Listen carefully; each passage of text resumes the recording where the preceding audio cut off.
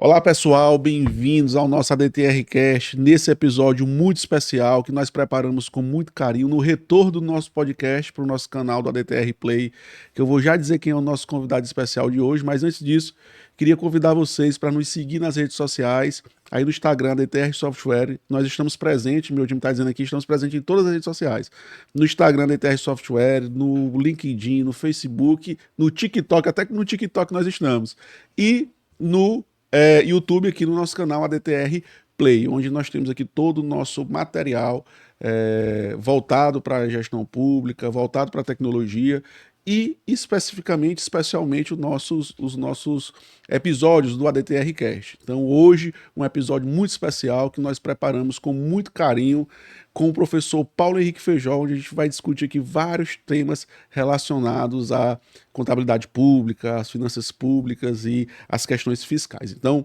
antes, dá um joinha aí, segue a gente aqui no nosso canal, fortalece para que a gente possa estar fomentando esses debates, essas discussões em torno da gestão pública.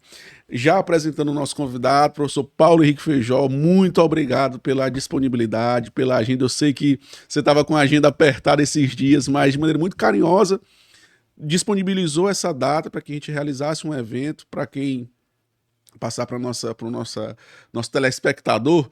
Nós fizemos um evento que é o ADTR Conecta Contábil, um grande evento que marcou o Maranhão. Nós fizemos esse evento especificamente no Maranhão este ano, tratando sobre a questão das finanças públicas com o professor Paulo Henrique Feijó. Nós recebemos lá mais de 100 municípios presentes, com os nossos clientes, os nossos parceiros. O professor conseguiu arranjar esse tempo na agenda de maneira muito carinhosa e se fez presente, e hoje a gente conversando aqui, discutindo esse tema muito importante. Eu não vou ler o currículo, eu vou deixar o próprio convidado se apresentar, né? Professor Paulo Henrique Feijó, muito obrigado, seja muito bem-vindo à nossa terra e ter esse tempo disponível para a gente conversar um pouco. Não, obrigado, Everett. É um prazer e assim, e acho que esse tipo de ferramenta aqui, né, o podcast é bom porque a gente consegue fazer esse bate-papo informal e tudo, né? Assim, é um pouco do resumo da minha carreira. Eu sou servidor de carreira do Tesouro Nacional, trabalhei 13 anos na parte do Caixa, programação financeira, então conciliação bancária, programação financeira, apuração de resultados fiscais. E depois de 13 anos na programação financeira, fui convidado para ser o contador-geral da União, né? E ali participei ativamente da questão da construção do PCASP, da convergência para as normas internacionais, né? O que fez com que eu acabasse publicando o livro nessas duas áreas, na área de finanças públicas. Então, tenho 14 livros publicados, que depois, com as suas edições, foram, vamos dizer assim, enriquecidos, porque eu realizei um sonho que eu gostaria muito de ter, dizia, né? Eu quero trabalhar uma vez para conhecer a realidade de estados e municípios. E depois de 6 anos na contabilidade, como contador geral, fui para o estado do Rio de Janeiro. Lá a gente ajudou a implantar o CIAF Rio, ou seja, trocar o CIAFIC do Rio de Janeiro, que era CIAFEM, e a gente plantou o CIAF Rio. E depois fui trabalhar em Niterói, e também estou agora na Prefeitura do Rio. Também na Prefeitura do Rio implantamos o chamado CIAFIC Carioca, né? Então, esse é meio com resumo, essa experiência nos 3 níveis de governo, junto com também uma experiência internacional, de fazer missões em vários países, principalmente da África e da América Central. Então, Moçambique, São Tomé e Príncipe, Cabo Verde, na América Central, El Salvador, Honduras e principalmente El Salvador, mas esse país também, República Dominicana, também deram uma visão um pouco da realidade de país. Aí também sempre na área de tesouraria ou na área de contabilidade. Mas o evento ontem foi lindo, né? Como brinquei com você no carro, né? Até dizer assim, pô, lá no Ceará, na minha terra, né? Dizia, o cara fez um evento desse, botou, foi para moer. Foi legal, né? Foi legal. Foi um evento que marcou o calendário aqui na nossa os nossos clientes no Maranhão, e todo mundo falando, ó, o professor Feijó já tem que voltar próximo ano, então eu já vou deixar aqui já o convite, nós vamos conversar posteriormente para que a gente tenha uma data no próximo ano para fazer. Professor, mas você falou aí que foi contador-geral da União, e já entrando nesse ponto, assim, é uma responsabilidade muito grande, né? Um desafio, imagino, muito grande. Como foi essa experiência, né? Como foi esse caminho até chegar lá? Eu costumo pedir isso para os nossos convidados aqui na nossa conversa, para que a gente possa mostrar que existe uma carreira dentro da contabilidade pública, né? Seja na esfera federal, estadual ou nos próprios municípios, e principalmente nos municípios onde a gente está mais próximos, que além da carreira para aqueles que estão entrando na área ou que estão na universidade, que é uma carreira ampla, inclusive, com várias opções, é um mercado aberto que necessita cada vez mais de pessoas com conhecimento, comprometidas com o espírito público, né, de construir uma contabilidade séria, né, com resultados eficientes. Então, assim, como foi o desafio? Primeiro, como foi até chegar lá e qual foi o desafio? Como foi esse desafio de ser contador-geral da União? É legal essa pergunta, assim, e até porque a contabilidade não chegou para mim como primeira opção, né? Eu estudei em colégio militar, depois de fazer engenharia em Pernambuco, fiz 2 anos de engenharia mecânica e tal, aí fiz concurso para o Tesouro, nível médio ainda. E aí, quando fiz o concurso para o Tesouro, entrei no Tesouro na área da COFINA, que a gente chama Coordenação de Programação Financeira, na época, e aí tive que fazer vestibular, né, daquela época, Sim. não tem mais nem vestibular. Entrei na UNB e aí vou para a contabilidade, porque engenharia, por mais que fosse federal, não dava para transferir, era uma burocracia danada. E aí ou era contabilidade ou economia, que tinha mais a ver com o Tesouro Nacional. Então, optei por contabilidade e fui, né? Confesso que naquele momento a primeira ideia, preciso ter um diploma para poder fazer o concurso de nível superior. Gostava muito de trabalhar no Tesouro, né? E aí foi isso que aconteceu. Depois teve um concurso em 2001, passei para analista, né? Continuei na tesouraria. E aí em 2006 que eu fui para contabilidade. Interessante que quando eu fui para contabilidade tinha uma grande amiga, né? A Roberta, né? Que também entrou comigo lá. Eu estou no Tesouro trabalhando financeiro, ela era contadora. E aí eu chamei ela para ser minha substituta, né? Quando eu fui lá ser contador geral. E ela ficou assim, toda com medo e tudo, assim, mas Paulo Henrique, a gente nunca trabalhou com a contabilidade como fim, e era verdade, a gente usava a contabilidade como meio ali na tesouraria, trabalhando na conciliação bancária, fazendo registro contábil, evento, tal, mas não como fim, né? E aí eu falei para ela, eu nunca esqueci a frase, falei para ela assim, tá bom, eu também não sei tudo, nunca trabalhei como fim, longe de saber tudo, mas eu tenho certeza que o conhecimento vai bater na nossa porta. E ele batendo na nossa porta, a gente tem que ter a humildade para dizer, não sei, e vou correr atrás, e ao correr atrás se aprende. E foi isso que aconteceu. A mudança de área trouxe um aprendizado enorme, e num momento muito oportuno. Um momento muito oportuno, eu sempre tive um perfil de implementação de projetos, e esse momento foi o processo de convergência. Aí a gente começou a construir o PCASP, criamos grupos técnicos, né, para discussão da parte de contabilidade, para discussão da parte fiscal. Então foi assim, foram 6 anos ali na contabilidade que acabaram me projetando também nacionalmente, porque tinha muita palestra, tinha muito evento para representando o Tesouro nacional e internacionalmente. E isso então acabou me projetando e trouxe para mim um aprendizado contínuo. Mas essa questão de aprendizado, quando você começa a escrever livro, quando você começa a dar aula e tudo, você vê que ele não acaba nunca. Eu acabei de chegar de uma missão em El Salvador, que eu tive um aprendizado, assim, imenso, porque foi a minha primeira aula em espanhol, e aí tive que pegar um material que tinha umas perguntas, como diz lá no Ceará, cabulosas, de contabilidade, né? E tudo, aí você tem que pesquisar, correr atrás e tudo. Foi 2 semanas, assim, tão intenso, que talvez o que eu aprendi nessas 2 semanas eu não tenha aprendido em 3 anos, né? Porque eu fui obrigado a correr atrás e tudo. Então, o aprendizado é contínuo. Eu sempre digo, engana-se quem pensa que, porque ele escreveu 14 livros, dá aula e tudo, é um cara que sabe tudo. Nada. Vai ter coisa que você sabe mais do que eu, com certeza. Da sua vivência de município, da sua experiência municipal, das situações, né? E eu vou ter que aprender com você. Então, acho que esse é um ponto. O aprendizado, ele é contínuo. E aí, quem está entrando no mercado, acho que a gente melhorou muito, sabe? Porque antes, nem evento de contabilidade pública, os CRCs, né?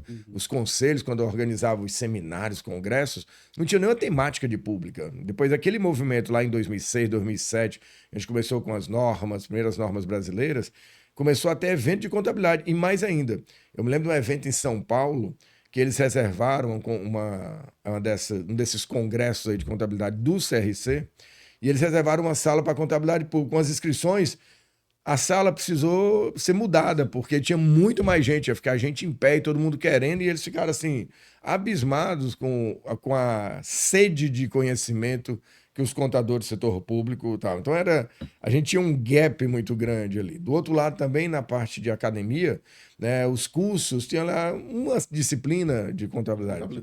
Na UNB, que era o meu curso, talvez fosse na época, se tivesse mais, você tinha orçamento público, controle da gestão pública e contabilidade pública. Pô, naquela época, ter três... Já era um negócio. Eu me lembro que na minha graduação era duas disciplinas na área pública. Uma era de contabilidade pública e a outra era... orçamento, né? Era finanças. Finanças. Ou seja, o orçamento já estava dentro dessa parte da contabilidade no cronograma. Então, e isso também. Quando falava que era contabilidade pública, na verdade era orçamento público. Era orçamento público. Né? Não tinha contabilidade. Aconteceu comigo isso até na pós-graduação. Chegou o professor lá de contabilidade pública, eu estou falando de 2001, né? Contabilidade pública, ele, primeira coisa assim, ó, a gente vai falar de contabilidade pública, mas não vai chegar nos balanços. Como é que é isso? Como é? O fim não... Então, assim, acho que a gente evoluiu muito, como evoluiu também. Já tem doutorado nessa área, já tem mestrados, né, profissionais nessa área. Então, essa sede de conhecimento, esse crescimento, trouxe também essas oportunidades de aperfeiçoamento dos profissionais. E aí, às vezes, quem está lá na graduação não consegue ver essa janela de oportunidade como tem mercado, né? Você é o gestor aí de uma grande empresa que assessora os municípios e tudo, e a gente vê que bons profissionais nessa área de contabilidade, primeiro, se demora a formar. Né? Ele não sai da faculdade formado, longe disso, né? E você tem carência, você sempre tem espaço aqui no mercado para esses bons profissionais. Perfeito. E isso é um ponto importante, já reforçando, porque de fato há uma carência. A gente que está aqui diariamente com os municípios, acompanhando as equipes de contabilidade, a gente percebe que as pessoas procuram contador. Né? Cadê o contador público? Então, quando a turma está em formação, e muitas vezes isso vem da formação, é uma crítica positiva que eu faço às estruturas de formação em contabilidade, porque há um hiperfoco no que a gente chama de contabilidade geral, contabilidade comercial, enfim. E ainda hoje, o curso de contabilidade é 2 cadeiras, no máximo 3 cadeiras voltado para a área pública. O mercado público acaba sendo subestimado. Subestimado. E é um mercado amplo que os caras podem sair ali da faculdade e ser explorado. Professor, e nessa experiência como contador geral, houve aí, como você falou, a construção do PCASP, o processo de convergência das normas. Como é que você vê a contabilidade hoje, assim, como a gente fazendo um comparativo antes desse movimento, antes do PCASP, por exemplo, e agora, né? Como esse processo evolutivo da contabilidade como um todo? Acho que ali é um ganho que, já que fazendo o gancho com a primeira pergunta, com a primeira questão, que garante emprego por uns 30 anos. Porque você tem o desafio de sair de uma contabilidade orçamentária para uma contabilidade patrimonial. Quem vem do setor privado, essa contabilidade patrimonial é que a gente já sempre aprendeu, contabilidade geral. Né? Então, mas para quem já estava no setor público, é uma mudança grande. A cultura do orçamento público se sobrepôs ao fazer contabilidade puramente dita. Né? Inclusive com impacto, às vezes, em sistemas. Né? Você é um representante de um excelente sistema, mas existem muitos sistemas de contabilidade que não são de contabilidade, são sistemas que contabilizam o orçamento, que contabilizam as operações orçamentárias. Então, nesse contexto, a gente avançou muito e tem muito a avançar, porque nós somos 5.500 municípios, 27 estados, governo federal com várias entidades. Então, mesmo dentro de um ente, que é o governo federal, por exemplo, você não vai imaginar que todos os órgãos estão fazendo, como diz o nosso grande poeta Falcão lá no Ceará, né? Uma contabilidade linda, bonita e joiada. Não vai estar linda, bonita e joiada para todo mundo. Alguém vai avançar um pouco mais, alguém vai ter um problema porque não tem um sistema para fazer um determinado registro, apesar de que, por exemplo, no nível federal, tem vários sistemas estruturantes. A Direção Geral de Contabilidade lá, a secretaria, né? A subsecretaria, ela acaba orientando e buscando esses sistemas para integrar com o CIAF, mas isso não é a realidade do município. Por outro lado, municípios, como o software de vocês, né, já vem com vários módulos, já vem com tudo integrado, né? Você não tem sistemas paralelos a princípio. Isso. A prefeitura pode até ter, né, obrigada daquele modo, mas já pode pegar o pacote também integrado. Então tem um grande desafio da contabilidade patrimonial, até porque fazer essa contabilidade baseada nas chamadas IPSAs, que é o sigla em inglês, ou em espanhol o pessoal chama de NIC, SP, Normas Internacionais de Contabilidade do Setor Público, exige que os contadores saiam do seu dia a dia, ou como diz o outro, né? A frase da sua zona de conforto e volte para a sala de aula e aprenda, né? Só que as normas internacionais não são uma coisa fácil de você, vou ler aqui tudo. Eu costumo dizer que se você tiver problema de insônia, alguma coisa, você pega lá o livro das Ipsas e começa a ler, que aí vai dar um sono danado, tranquilo. né? Então, antes de dormir, tá com problema de dormir, pega lá o livro das Ipsas que você vai ter isso. Né? Brincadeira à parte, é porque são mais de 1000 páginas, são aspectos, vamos dizer assim, avançados de contabilidade. A gente foi catequizado numa contabilidade de que eu tenho que registrar aquilo que eu sou o dono. Sim. Agora, o dono não é o mais importante, para você ter o controle, os benefícios econômicos, o risco, né, daquele ativo, né, daquele passivo. Portanto, a análise do contador, vamos dizer assim, entre aspas, é uma análise mais moderna. Né? Tem um professor que foi do IASB, o Nelson Carvalho, que ele diz o seguinte: o contador registrar a compra de um bem pela nota fiscal, a nota fiscal só serve para justificar que ele estava aquilo. Sim, mas esse bem, passado X anos, ele não vale mais aquilo. Sim. Então, o nosso grande desafio como contador, eu sempre digo o seguinte: tá bom, eu vou publicar esse balanço. O que é o balanço? Ativo, passivo, eu tenho um patrimônio líquido. Reflete isso mesmo, ou seja, se eu encerrasse as atividades hoje, fosse vender todos esses ativos, fosse pagar todos esses passivos, ia sobrar isso? Então, se no mundo real esse número, os números que estão aqui não refletem, essa contabilidade não está no mundo ideal. Logicamente que isso é um pouco utópico também. Né? Utópico por que eu digo? Porque o custo de você ter essa informação atualizada e tudo, às vezes também você tem que ser pragmático. Né? Então, às vezes eu tenho um prédio da prefeitura e ela não tem intenção de vender, eu não preciso ter um valor exato daquele prédio, mas também não pode estar a R$1.000 na minha contabilidade. Sim. Então, eu tenho que buscar pelo menos algum parâmetro para dizer assim, olha, prédio que vale X milhões. Ele pode levar X mais alguma coisa, X menos alguma coisa. Tá bom, mano, não tô com intenção de vender. Sim. Então, é por aí o valor. Tá? Então, como ciência social, acho que esse é o nosso desafio, né, como contabilidade. E aí, nesse aspecto, o desafio é muito grande, porque estamos falando de municípios que têm realidades diferentes, portes diferentes, não tem, às vezes, um contador presente, né? São muitas consultorias também, e a presença ela é importante. Então, acho que esse movimento também passou a ter as próprias empresas de consultoria colocando um contador, um representante lá. A gente tem um pouco de hipocrisia nisso aí, por exemplo, os municípios às vezes querem pagar um valor para contador que no mercado não tem o menor sentido, amigo. Você não vai conseguir um contador bom, hoje em dia, às vezes nem ruim, com esse valor que você está querendo pagar. Então, verdade. A hipocrisia é, tá bom, não tem um contador de carreira, mas que tem um contador que seja da consultoria, tá bom, mas ela tem um contador presente, né? Porque não dá o cara lançar concurso para dizer que vai pagar para o contador R$2.000. Não é valor que se pague para um profissional que tem esse nível de exigência que está se pedindo hoje, né? Portanto, os desafios são imensos aí. Eu imagino. E já aproveitando, até, pessoal, como dica, quando nós falamos de PCASP aqui, o que me ajudou muito, entendeu? O professor tem um livro escrito, que é aquele livro Entendendo o PCASP, né? Que é bem didático. Eu sugiro para quem queira aprofundar o conhecimento sobre isso, ter esse livro está disponível, professor, no site gestãopublica.com.br. Gestãopublica.com.br. Tem um curso sobre PCASP em AD também. Tem um curso também lá disponível. Então, vale muito a pena, porque quando ele foi criado essa questão, o debate em torno do PCASP, era uma coisa ainda. Estava todo mundo olhando ali para a questão orçamentária, né? E vamos, meu Deus, o que é isso? Vamos reaprender. Então, nas leituras do livro, me ajudou muito a compreender essa questão do plano de contas.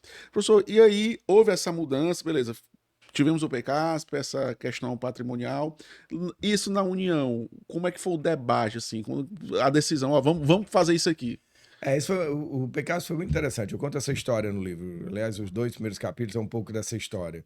Acho que a gente teve muita luz aí divina para dizer o seguinte: todo mundo pensava que a União ia impor o plano de contas federal para todo mundo e tal. Inclusive, alguns tribunais de contas já tinham antecipado e obrigado os municípios a adotar o plano de contas federal. Só que quando a gente foi lá, assim, vem cá, a gente está indo para normas internacionais. A primeira pesquisa que a gente fez foi, existe um plano de contas internacional? E aí a gente foi pesquisar vários países, tudo, e vimos que o plano de contas depende da cultura de cada país. Então, podemos construir o nosso, né? E aí a gente criou os grupos técnicos, o que a gente chamava de GTCOM na época e GTREL. GTCOM, Grupo Técnico de Procedimentos Contábeis, e o GTREL para os relatórios da Lei de Responsabilidade Fiscal. Essa decisão de dois grupos também teve uma questão estratégica, que é o quê? LRF não é contabilidade, orçamento não é contabilidade. Então, vamos separar LRF, pelo menos aqui, de contabilidade, né?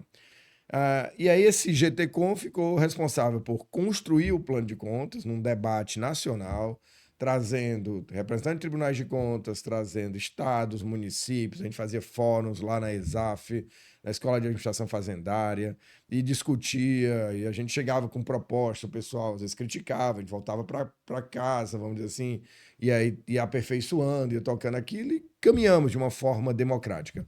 E essa forma de construção, também eu atribuo o sucesso do PECASP à forma de construção. Tinha um professor, Francisco Ribeiro, de Pernambuco, que era doutor, um dos poucos doutores em contabilidade e com a linha de setor público, né?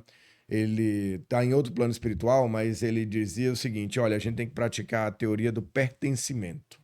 O que é isso? Se eu quero fazer uma grande mudança, e essa seria uma grande mudança, eu não posso fazer com que essa seja uma mudança em que o Herbert vai implementar, o município vai implementar, o Estado vai implementar, porque o Tesouro está mandando. Não, eles têm que entender, participar do processo e se sentirem donos do processo. E foi isso que os grupos técnicos permitiram. Permitiram que várias pessoas, às vezes tinha encontro com 150 pessoas, pudessem acompanhar essa construção, entender, e quando eles voltavam, eles conseguiam explicar, conseguiam dizer, isso aqui é por causa disso, por causa daquilo.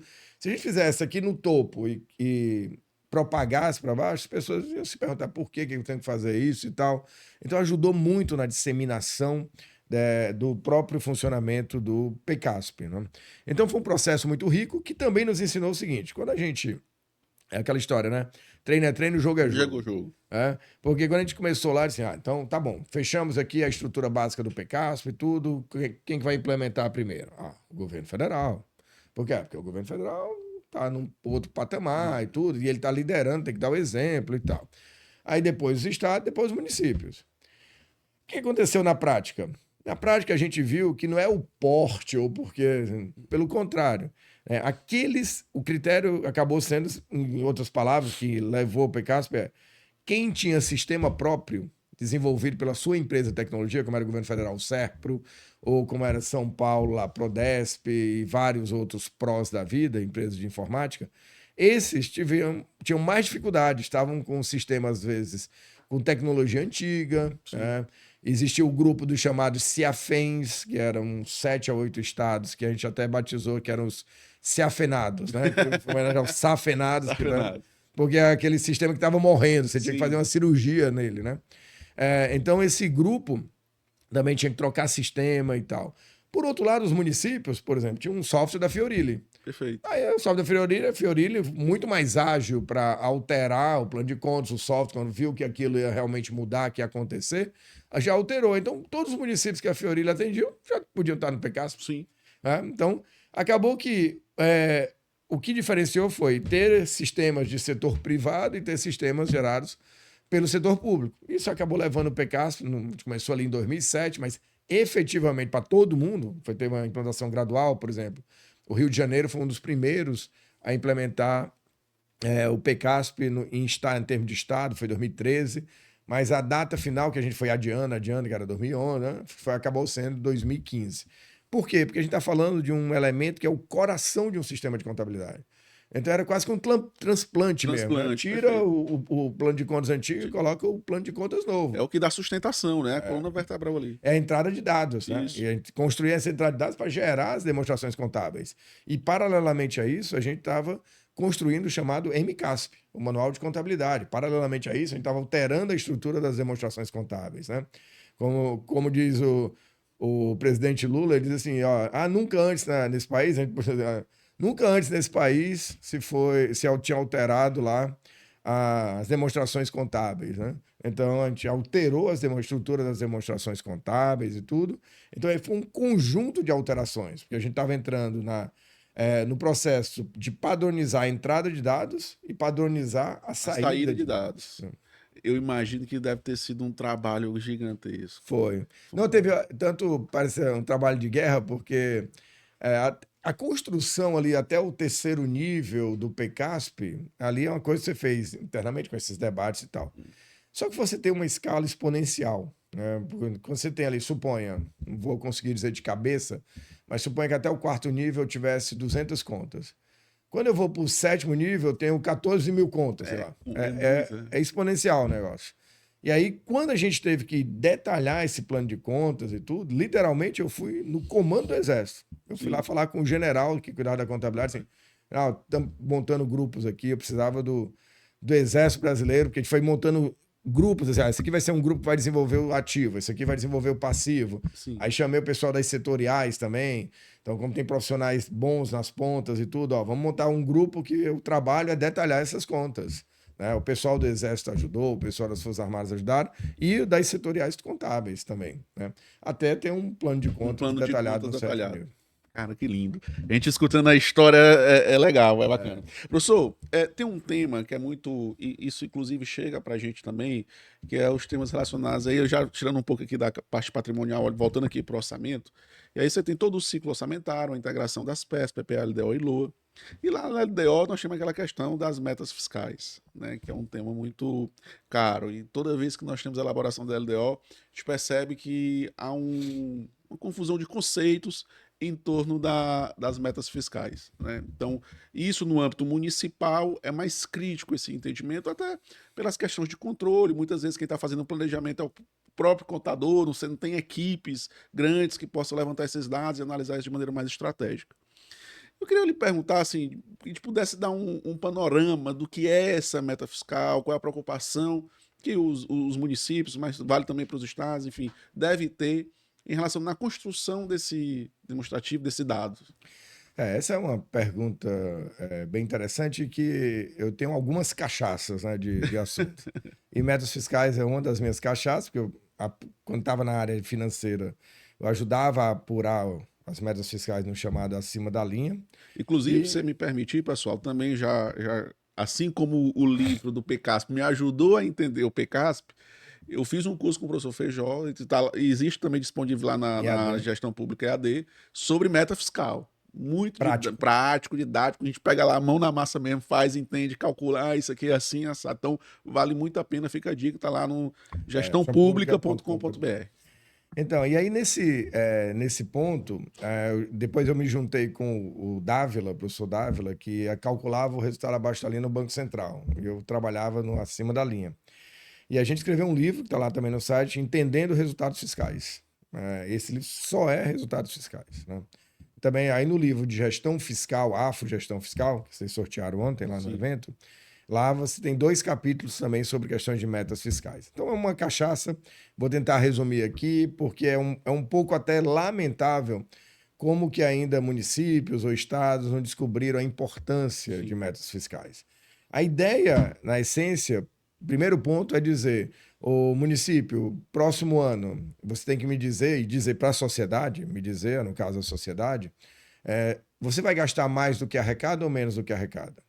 E qual é a sua proposta para os outros 2 anos, inclusive? Então, quando eu mando a LDO, mais ou menos abril, maio ali, que eu mando a LDO para o outro ano, então se eu estou em 2025, já mandei a 2026, tenho que dizer para a sociedade, para o ano de 2026 a gente vai gastar mais do que ganha, 27 a nossa proposta também, 28.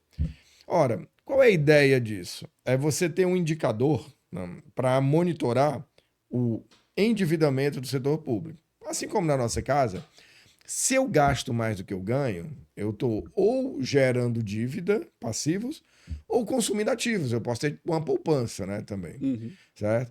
E aí, de qualquer forma, seja gerando passivos ou consumindo ativos, eu vou estar afetando a chamada dívida líquida do setor público. A dívida líquida vai estar variando.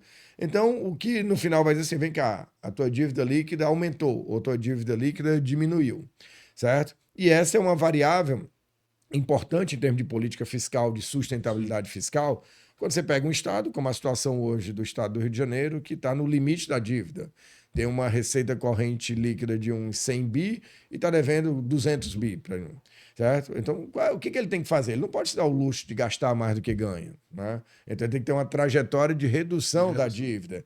Então, a lógica fiscal, a forma como você elabora o orçamento, passa a ter uma lógica, um indexador. Né? Hoje em dia também, foi até mais recente um clique que me deu também nessa coisa, é que vários estados querem ter CAPAG-A, né? A capacidade de pagamento. Então, você pode, dentro dos 3 indicadores da CAPAG, conduzir o teu indicador de resultado fiscal para fortalecer. Então, por exemplo, se eu quero aumentar a minha liquidez, ter mais dinheiro em caixa, eu tenho que ter meta de superávit. Então, você pode ter uma correlação entre os indicadores de CAPAG com resultados fiscais. Mas onde é que é um erro, alguns erros crassos, né? Nessa coisa de metas, né? Um primeiro é a metodologia. Muitos fazem meta com uma ótica orçamentária. E é comum fazer o seguinte, a meta para 3 anos então faz quase que um orçamento plurianual. Receita do ano, despesa do ano, receita do ano, despesa do ano. Então essa é a minha meta. Não é à toa que a meta está na LDO, que é entregue antes do orçamento. Sim. Então a meta nasce antes. E ela vai nascer do quê? De uma discussão num grupo menor, um grupo estratégico seria, para dizer, olha, qual é a trajetória da dívida que a gente quer por município? A dívida a gente quer aumentar, a gente quer diminuir, ou às vezes pode traduzir a própria decisão do governante. Eu costumo dizer, suponha que eu sou o prefeito, chamo o Herbert, que é um cara preparado em finanças e tudo, vai ser meu secretário de finanças. E aí encontramos uma situação caótica lá no município. Posso dizer, então, Herbert, tem que fazer um forte ajuste fiscal aqui. Primeiro ano, segundo ano, segura aí o caixa, vamos segurar as contas, organizar e tal. Em outras palavras, eu estou dizendo, ó, vamos gastar menos do que arrecadamos, né, para fazer um ajuste e vamos fazer uma poupança, vamos dizer assim, desse dinheiro. Mas aí eu vou dizer, olha, o que você precisar lá na Câmara para aprovar, para fazer esse ajuste, me avisa que eu tenho maioria lá, a gente vai aprovar. Aí eu digo, olha, mas nos 2 últimos anos, eu quero tocar obra nesse município. Se eu quero tocar obra nesse município, provavelmente eu estou dizendo, ó, eu vou pegar aquele dinheiro que a gente poupou e vou gastar aqui. Então, naqueles anos seguintes, eu vou ter déficit. Então, primeiro ponto é que é um conceito de fluxo que a gente chama, não é um conceito de estoque. Né? Eu estou sempre analisando o ano, como trazendo para dentro de casa. Eu chego e digo o seguinte, olha, eu quero comprar um carro de 40 mil. Eu tenho capacidade de poupar 10 mil. Então, no primeiro ano, eu vou gastar menos do que eu ganho, 10 mil e guardo. Segundo ano, 10 mil e guardo. 10 mil e guardo, bom. No quarto ano, juntei os 40 mil. No quinto ano, eu vou lá comprar o carro à vista. Perfeito.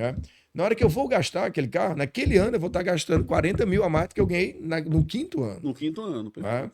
E aí eu vou, então, e pago aquele carro. Portanto, eu tive uma política de superávit e déficit.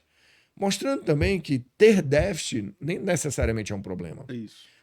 Pode ser uma decisão alocativa ao longo do tempo. É uma decisão estratégica. Estratégica, que estou aqui, não estou... eu tive déficit, estou ruim. Tive superávit, estou bem. Metas fiscais, não é isso.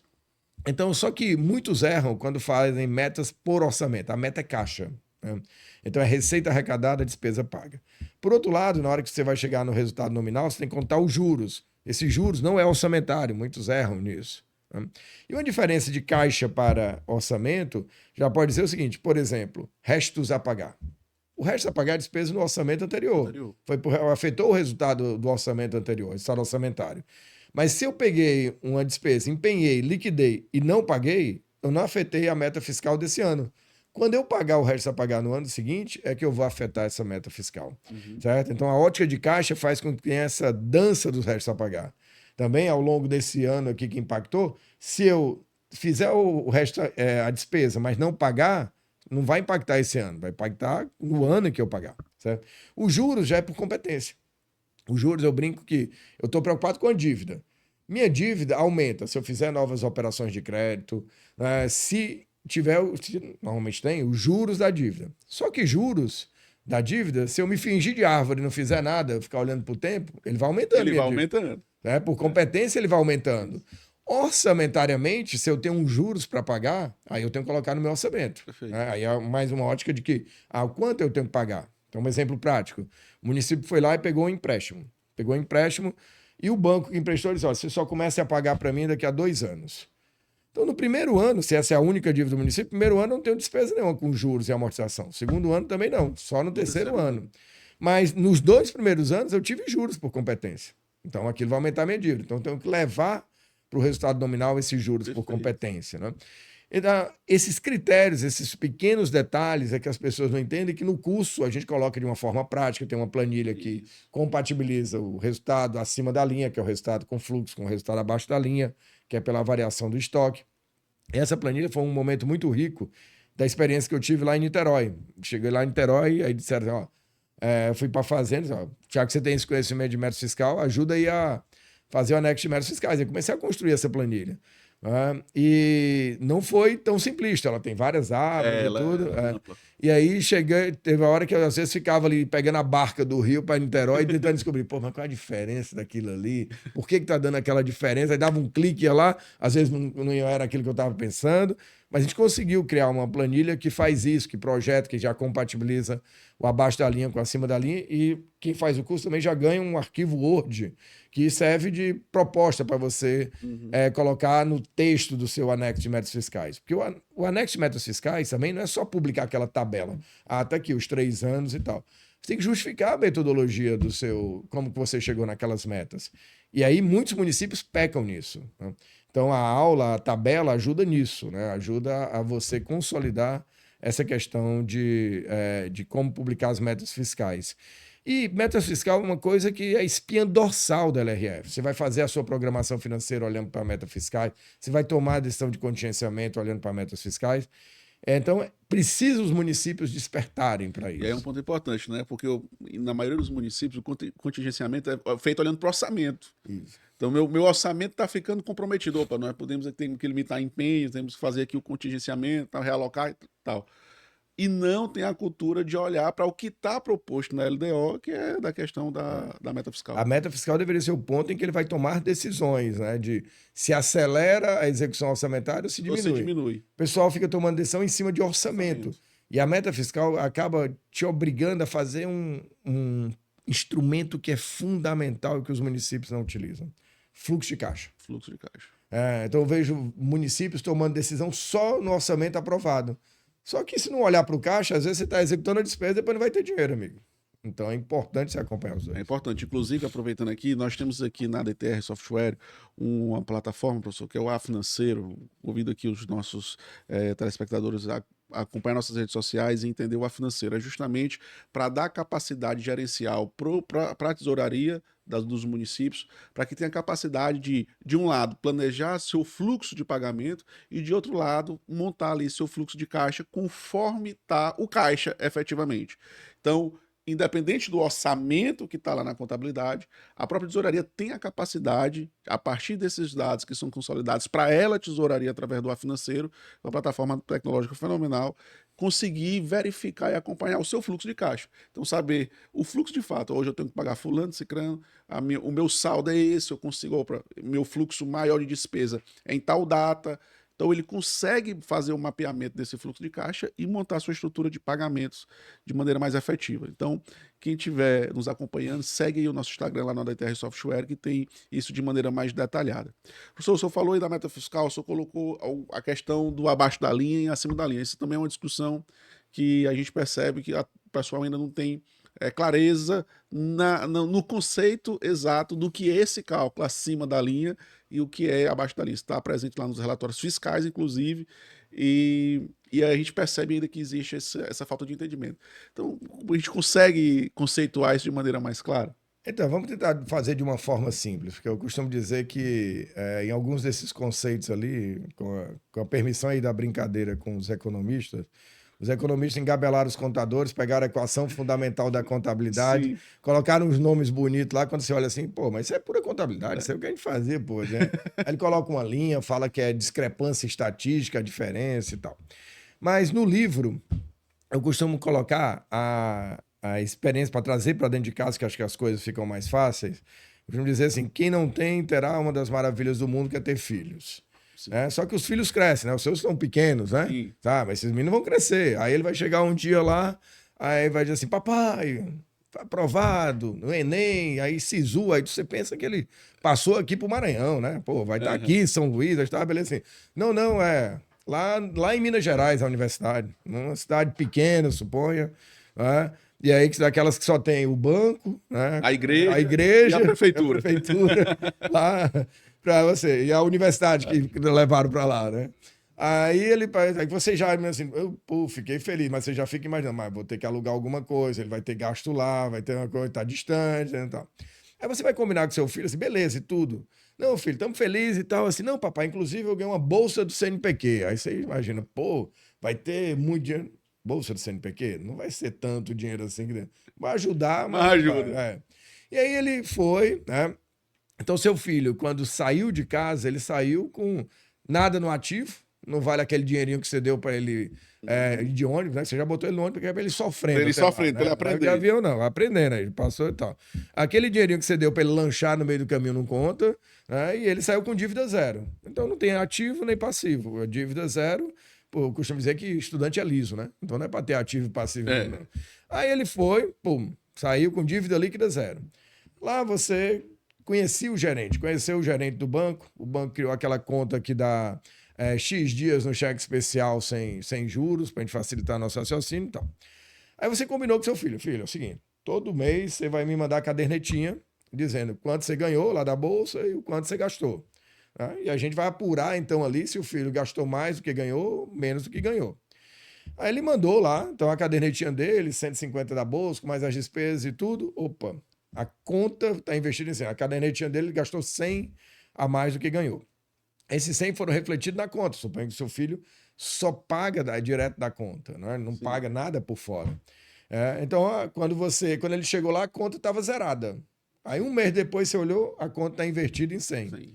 Você vai concluir que seu filho teve um déficit. Perfeito. Então você monitora o seu filho via gerente pelo extrato. Né? Ele te deu a senha do banco. Você até vê os lançamentos, mas os lançamentos, Pix do não sei o quê, né? Gasta aquilo, receita disso, você sabe que é a bolsa, mas você não sabe quais são todos os gastos ali.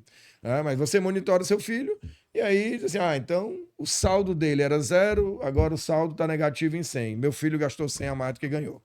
Mas gastou com o quê? Aí só quando ele te manda a cadernetinha lá. Sim. Quando pega a folhinha, vai dizer assim: papai, foi tanto de alimentação, foi tanto de livro, foi tanto disso. Aí ele já te alerta, né, papai? É o seguinte, arrumei a namorada, o déficit deve aumentar. Vai. Tem que comprar um presentezinho, tem que levar para um restaurante melhor. É isso aí. E aí, então, quando o filho calcula receitas menos despesa na cadernetinha, aí os economizam não bonito, isso aí é acima da linha, porque eu tenho receitas menos despesa. Quando você, pai, pega o saldo na conta do filho, que era 0, pega o saldo final, que é 100, descobre que ele gastou mais de 100, você não está olhando para nenhuma informação lá de fluxo, você só está olhando o saldo. O saldo variou em 100, meu filho gastou 100 a mais do que ganhou. Mas suponha que você só tem acesso ao saldo mesmo, nem tem acesso ao extrato. O que você vai ver? Esse mês deu 100, no outro mês deu 150, no outro deu 200, depois que eu passei de novo. Por que isso? Só explica o filho. Você sabe com o que ganhou, o que gastou. Então tem uma frase clássica assim: o resultado acima da linha explica o resultado abaixo da linha. Se a gente trouxer para o mundo contábil, dos contadores, grosso modo, é como assim: se eu quero ver o resultado operacional de uma empresa, tem lá, né, na DRE. Sim, sim. Depois tem um resultado financeiro da empresa. Perfeito. Né? O resultado operacional é como se fosse o resultado primário das operações. O resultado financeiro é resultado financeiro aqui. Aí eu chego no lucro, né? Ou prejuízo, aqui eu vou chegar no resultado nominal. Então existe um paralelismo entre uma contabilidade comercial e uma contabilidade, vamos dizer assim, fiscal, entre aspas. Certo? Quando eu quero ver, então, no caso da empresa, o resultado da empresa acima da linha, eu vou na DRE. Porque ela tem receitas menos despesas. Sim. Mas se eu não tiver a DRE dela, grosso modo, eu posso pegar o balanço inicial dela e ver qual era o PL dela. Perfeito. Tem um PL de 100. Aí agora eu vejo que o PL dela aumentou de 100 para 110. Opa, ela teve um lucro de 10. Então eu consigo ver o resultado de duas formas. Ou pela DRE, que o resultado vai para o PL, ou pela variação do PL. Obviamente aqui a gente está fazendo um exemplo simplista para tentar colocar o conceito, sabe que o PL movimenta por outras coisas, por outras contas, mas para entender que o abaixo da linha é pela variação do estoque, né? E o acima da linha é pela diferença dos fluxos. É por isso que eu sempre falo, antes de começar esse assunto, eu sempre faço um nivelamento com o pessoal na sala de fluxos e estoques. Né? Porque às vezes as pessoas não entendem. Sabe. Uma vez eu conversando, professor, tem que ter igual. Eu falei, tem que olhar para o estoque da dívida. O cara remeteu ao estoque Tá. do ativo. Sempre Não, inventado. não é o estoque do ativo, Almoxarifado. não. Vamos aqui, é o estoque da dívida. Então, É, estoque e fluxo é importante. Aí eu trago o exemplo lá da caixa d'água. Então, você tem uma caixa d'água que tem 250 litros. Tem uma torneira de entrada e uma torneira de saída.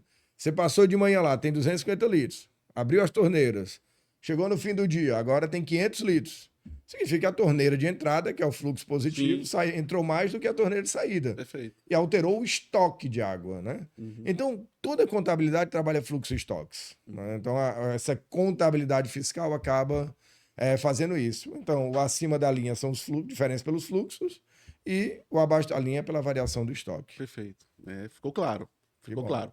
Professor, e a questão, aí já entrando aqui na aresta das finanças públicas, né? A gente já passeou aí pelo plano de contas, já passeamos agora aqui pela questão fiscal e na questão das finanças públicas. A própria lei de responsabilidade fiscal trata da questão da programação financeira, dos cronogramas de desembolso. São conceitos importantes também, que muitas vezes a nível municipal não é muito praticado, né? O cronograma de desembolso muitas vezes é pelo orçamento, né? Aqueles 12 meses lá.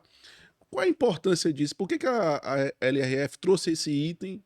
Né? Qual a importância dele e, conceitualmente, qual é o impacto que ele tem numa boa gestão? Ele é, eu diria, fundamental. Naquela história que eu falei para você, que esse artigo 8º, ele já deveria ter trazido para os municípios a cultura de fazer fluxo de caixa. Né? Porque ele fala de cronograma de desembolso. Sim. Então a LRF, ela ampliou o conceito de transparência. Por quê? O orçamento é o meu primeiro conceito de transparência. Perfeito. Então, você vai ter que dizer para a sociedade qual é a sua previsão da receita e sua fixação da despesa. Mas o orçamento é uma peça político-técnica. Às vezes, o mundo político me obriga a fazer um orçamento que não é tão real. Me obriga como? Eu só aprovo se tiver tal programa. Aí, às vezes, vem subterfúgios de inflar a receita, de subestimar a despesa obrigatória e tal.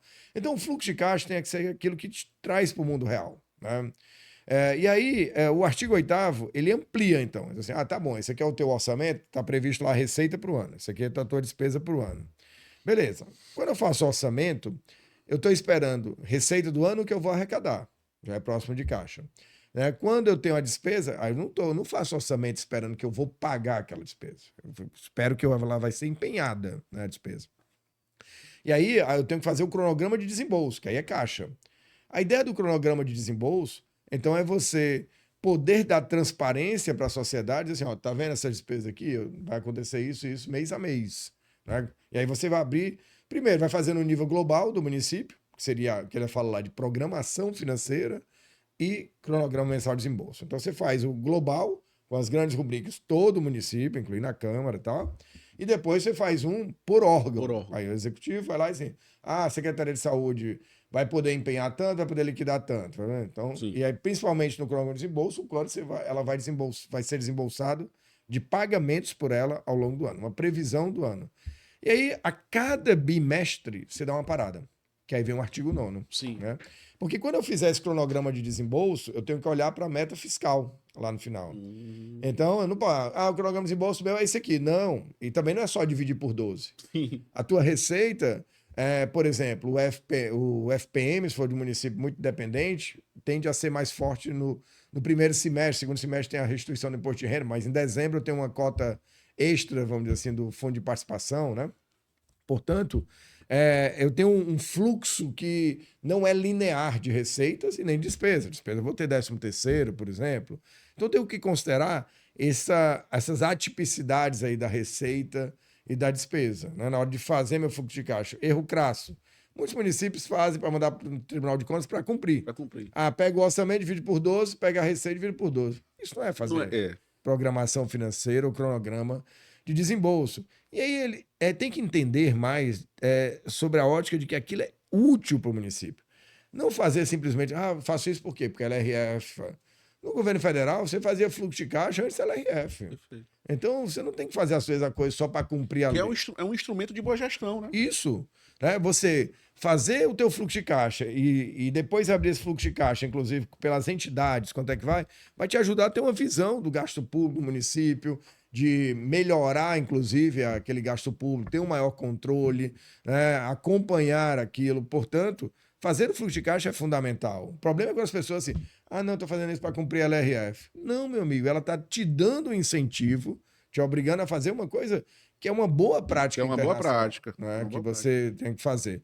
Então é uma pena que os municípios, em grande parte, não façam como tem que fazer, né? Então, mas acho que tem que ter um pouco também de capacitação, os softwares podem ajudar também nesse aspecto de fazer o fluxo de caixa, né? E aí a gente começar a criar uma cultura de fazer o fluxo de caixa, fazer o orçamento. Já tem a cultura do orçamento, mas o fluxo de caixa é que vai trazer você para o mundo real. O mundo é real. E aí, já aproveitando, já que você está me ajudando aqui, pessoal, tá vindo a importância da gente trabalhar a gestão pública a partir de dados que balizem a tomada de decisão de maneira estratégica, porque não tem como formular políticas públicas, mudar uma realidade local do município, se você não tiver por trás ali uma gestão eficiente que olhe o panorama fiscal, que olhe o panorama financeiro e inclusive orçamentário e defina por onde aquilo ali vai ser construído. Então, para uma política pública ser eficiente, e eu defendo isso, é necessário ter uma equipe técnica da contabilidade muito bem atuante na estrutura municipal ou de qualquer órgão, porque ele vai ser o responsável por dar tudo isso que nós estamos discutindo.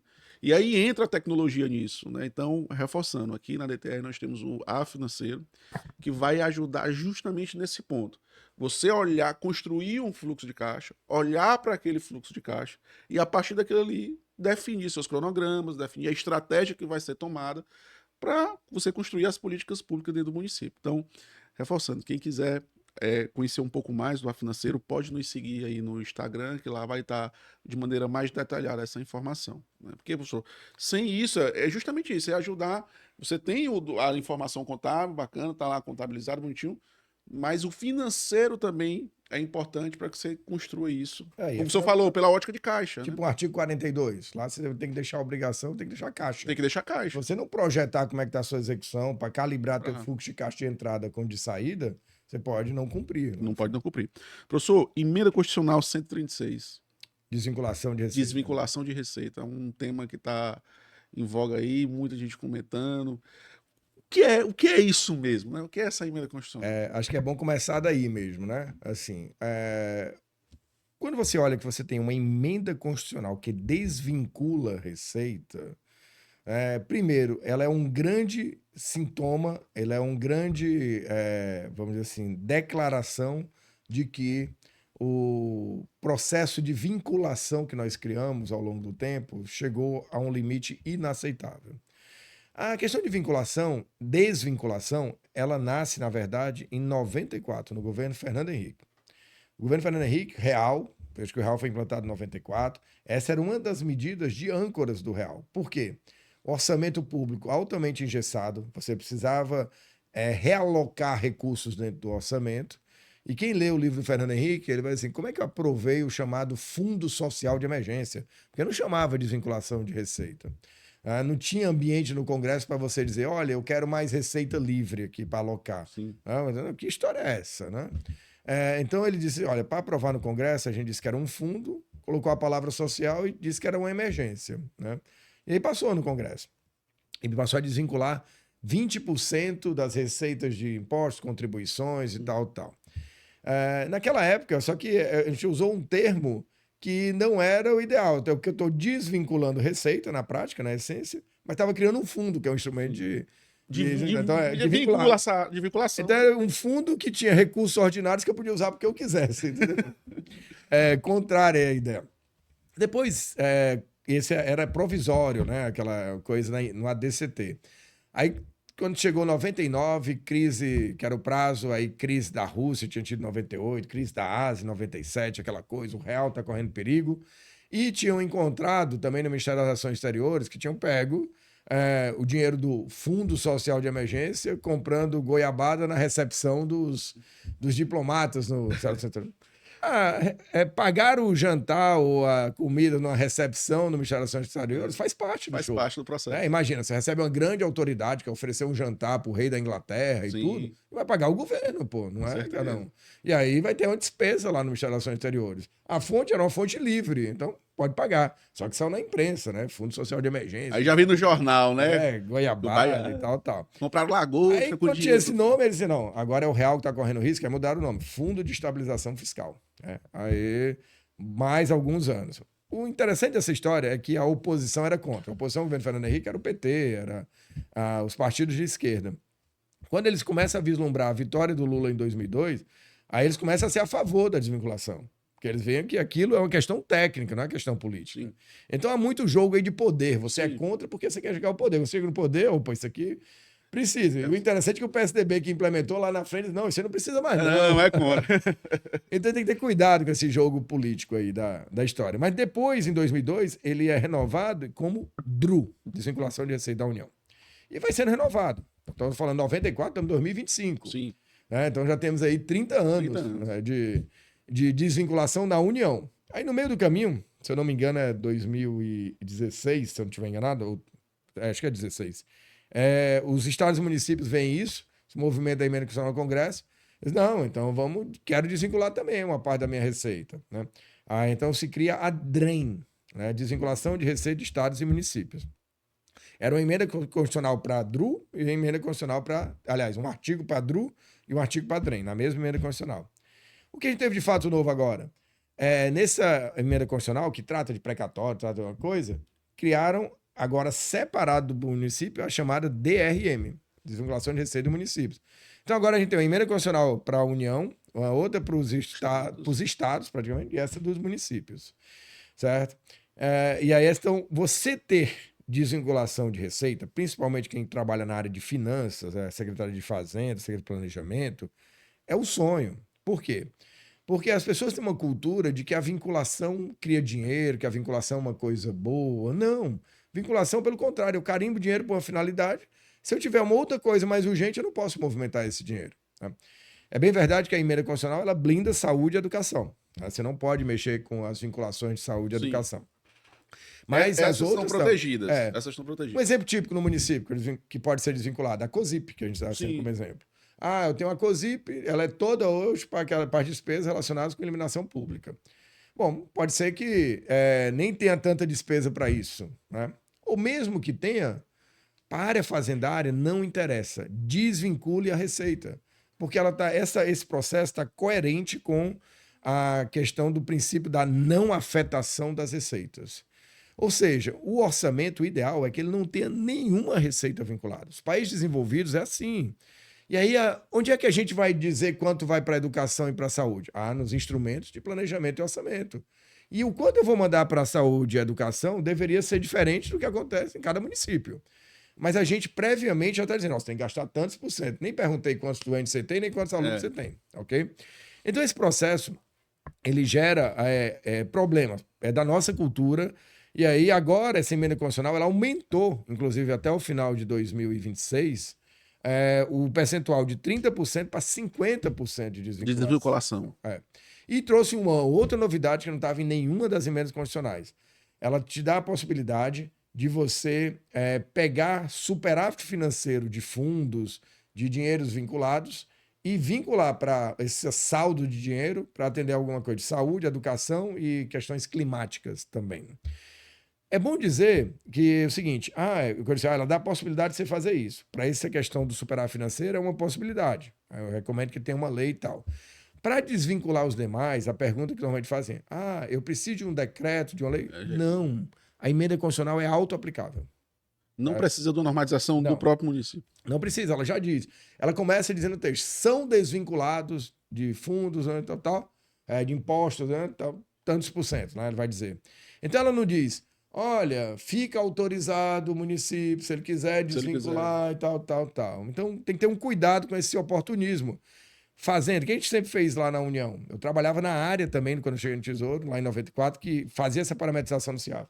Pegava a emenda constitucional, interpretava, ia lá no CIAF, nos 46, olha, agora tanto vai para o PADRU, tanto vai para isso e tal. Não tinha regulamentação nenhuma. A emenda constitucional auto-aplicável, certo? E a gente pegava e parametrizava no CIAF e gerava. Portanto, também, cuidado com o oportunismo. Assim, hoje eu não estou afim de desvincular com essa emenda. Vamos ver, lá na frente talvez. Não, amigo, aplique e desvincule, né? Para você cumprir a emenda constitucional. Não tem nenhuma punição se você não desvincular. Mas é irracional, principalmente fazenda e planejamento, não desvincular receita. Okay? Sim, e a questão da CAPAG nesse caso? Porque se eu estou desvinculando, como é que vai ser o olhar em relação a isso? Então, isso é uma coisa importante, até que eu descobri mais recente. Tem estado que quer melhorar a sua CAPAG. A desvinculação pode ajudar isso. Por quê? Porque tem um dos indicadores da Capag, de liquidez, que ela olha o quanto que eu tenho de recursos não vinculados. Vou te dar um exemplo de um município de São Paulo que me procurou. Assim, professor, a gente tinha Capag a gente tem muito dinheiro de royalties aqui, e aí acabou que sobrou dinheiro de royalties. Né? A gente está numa situação confortável. Mas a nossa Capag caiu de A para B. Por quê? Eu não consegui atingir o indicador lá de liquidez, porque sobrou dinheiro, mas sobrou dinheiro em fonte vinculada. E não sobrou na fonte ordinária, na fonte como se fosse a 500 ou 501. Né? E aí o Tesouro olha para as fontes, para a fonte não vinculada. Então a Capag pode ser melhorada se você desvincula, porque você vai ter mais dinheiro desvinculado. Mais saldo lá na fonte ordinária. Exatamente. E aí você consegue melhorar a sua Capag, entendeu? Então, assim, essa questão da receita dos municípios que tem royalties, né? Tem um impacto, eles têm uma vinculação, ou não? O royalties tem uma vinculação diferenciada. Eu costumo dizer que ele tem uma contra-vinculação. Quando diz, o royalties só pode ser usado para aquilo. Ele normalmente diz, o royalties não pode ser usado para pessoal. Pode ser para tudo, menos para pessoal. Se você desvincular, agora você vai ter uma parte que pode ser usada porque eu quiser. Uhum. Só que se você realmente quer melhorar a Capag, o que você tem que fazer? Você desvincula o que puder. Ele fala, grosso modo, todas as receitas correntes, mas logicamente você não vai, por exemplo, desvincular um convênio. Um convênio por uma despesa corrente, eu não vou chegar lá, agora está desvinculado e passar porque eu quiser, é só para o convênio. Então tem que ter um pouco de cuidado com isso aí. Mas no caso dos royalties, você vai desvincular e vai. O ideal é que você, na hora de alocar o dinheiro, você aloque no teu orçamento primeiro as fontes vinculadas. Perfeito. Certo? Então, eu vou te dar um exemplo. Suponha que eu tivesse uma parte do dinheiro da fonte ordinária, fonte 501, por exemplo, que tivesse sendo usada para investimento. Né? Se eu quero melhorar a minha Capag, é melhor pegar o royalties e colocar para investimento e tirar aquela fonte ordinária e deixar ela sobrando. Assim. Porque ela vai melhorar a minha Capag. Se eu deixar sobrar no royalties, ela não vai melhorar a minha Capag. Então, quanto mais dinheiro livre eu tiver, mais chance de sobrar dinheiro esse livre, quando sobrar. E aí a gente vai estar com mais chance de melhorar a Capag. Né? Perfeito. Eu vou para a prática aqui, porque eu imagino que na cabeça do pessoal, para eles entenderem a execução na ponta, principalmente na questão dos municípios, né? Que é com a gente está conversando um pouco. Eu vou pegar aqui o exemplo da COSIP. Eu tenho uma COSIP, é um recurso que está vinculado, mas eu desvinculei. Como eu não preciso, a gente entendeu aqui que não precisa de ato normativo, a própria emenda constitucional define, então eu vou lá, arrecadei a COSIP. Arrecadei R$1.000 de COSIP. Eu vou fazer um lançamento de percentual da parte vinculado na fonte de vinculação específica da COSIP e o outro percentual na fonte de recurso ordinário. É isso. Se o percentual agora é 50%, antes era 30%. Então, agora é 50%. O que você vai fazer? Tudo que entrava aqui, receita COSIP, a natureza de receita continua sendo COSIP, mas você antes só mandava para uma fonte COSIP. Perfeito. Aí agora você vai mandar para duas fontes, fonte COSIP e fonte ordinária, fonte 501. Aí você vai chegar e vai dizer o seguinte, aí a tua pergunta é interessante, porque também eu já vi pessoas dizendo o seguinte, olha, mas se a tua COSIP, ela mal paga as tuas contas que a COSIP tem que pagar, você não precisa desvincular. Não, esse não é o raciocínio. A emenda constitucional não vai lá e diz assim, olha, você está autorizado você a desvincular, mas se você tiver mais despesa na fonte vinculada do que receita, você não precisa. Ela não diz isso. E é bom que não diga. Por quê? O que eu vou fazer? Aplica na receita. Então, olha só, vamos a partir da emenda constitucional, 50% fonte COSIP, 50% fonte ordinária. Aí agora eu vou olhar a despesa. As despesas que eu tenho, vai ter despesa aqui com iluminação pública e tal. Pode ser que essa despesa eu tenha que fazer de qualquer jeito. E eu ter desvinculado significa que agora eu fiquei com menos recursos desvinculados da COSIP para cobrir isso. O que vai ter que acontecer? Eu vou pegar recurso ordinário e colocar lá. Perfeito. Entendeu? Perfeito. E aí, então, o fato de eu desvincular não quer dizer que aquele dinheiro não pode voltar para aquela finalidade. Ele está livre agora para você discutir a prioridade. E prioridade. Então, inclusive com a própria iluminação pública. Exatamente. Se a iluminação pública for mais importante a alocação do que outra coisa e tal. Um exemplo de um município que diz assim, a gente estava avaliando, por exemplo, colocar que a COSIP pagasse câmeras de vigilância nas ruas e tal e tal. Tá bom, imagina, você ia gastar dinheiro da COSIP com câmera. Suponha que agora com a desvinculação, né, assim, não, a Câmara a gente ia gastar, mas nem era tão importante. O município aqui tem violência baixa, tem tal. Então você pode dizer, não vou fazer a Câmara, esse recurso ordinário eu vou usar para outra coisa, vou usar para saúde, para educação, para assistência social, para qualquer outro programa. Não, as câmaras continuam sendo importantes, prioritárias, perfeito. Tá bom, pega o desvinculado e continua pagando a Câmara, entendeu? Sim, e é importante, pessoal, entender como esse tema é importante, né? É importante que é uma ferramenta estratégica de gestão dentro do município, né? Então, e às vezes, pessoal, está, por exemplo, na fonte lá, eu tenho um déficit, sei lá, não estou arrecadando, a utilização da desvinculação é uma estratégia para você com certeza organizar isso. É um sonho de quem faz orçamento, né? Eu tenho um colega da SOF que ele diz o seguinte, com o nível de vinculação que a gente tem de receita, ele brinca que assim, olha, para trabalhar com orçamento, não precisa entender, para trabalhar na SOF, Secretaria de Orçamento Federal, não precisa entender de orçamento. Aí você fica, como, Francelmo? Não tem que entender de orçamento? Não, tem que entender de receita, porque a receita já diz onde é que vai gastar. Assim, já tá tudo... Então, fazer orçamento é essa discussão mesmo. Vem cá, vai colocar as câmeras ou vai asfaltar a rua? Vai fazer isso ou vai construir a UPA? Né? É discutir essas prioridades. Entendi. Mas o que acontece? A vinculação limita isso. Porque aí nós estamos discutindo, aí assim, não, mas não dá para asfaltar não, porque é o dia da COSIP que está ali, que a gente tem. Então, só dá para fazer as câmeras. E às vezes o asfaltar é mais importante do que as câmeras. Né? Então, esse é um ponto fundamental. Não tem nenhuma relação com o que eu gasto mais que isso. Vou te dar um exemplo só para tocar nesse tema. Assim, a primeira emenda constitucional que eu falei aqui, que era do Fundo Social de Emergência, para você ter uma ideia, ele desvinculava, que depois passou a não desvincular, contribuição previdenciária. Então, o que acontecia lá na União? Você tinha a fonte que na época era 154, toda a contribuição previdenciária que era na fonte 54.